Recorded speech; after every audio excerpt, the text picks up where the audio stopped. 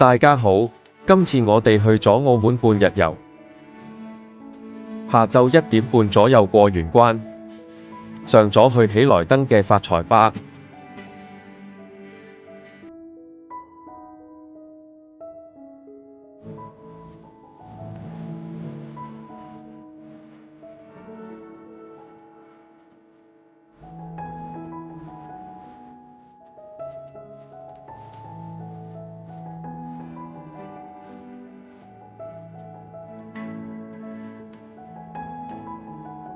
2點左右到澳門倫敦人，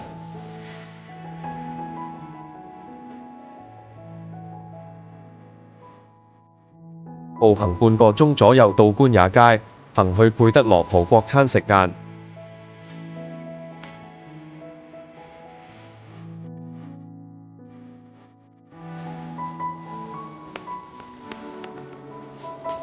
餐包同馬介休球味道唔錯。Set G 嘅意粉普通 ，Set C 嘅葡國雞飯味道太淡，雞肉太腍。喺安德路餅店買咗2個11蚊嘅葡撻，好好味。行到有啲渴，去馬交茶檔叫咗杯凍鴛鴦同啤牛，味道太甜。5點9行去銀河。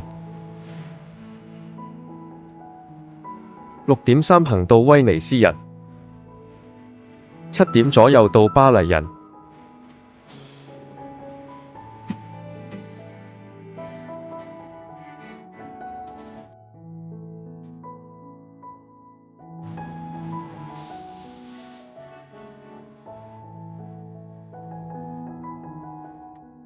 我哋去對面搭7點10分嘅發財巴，8點半返到香港。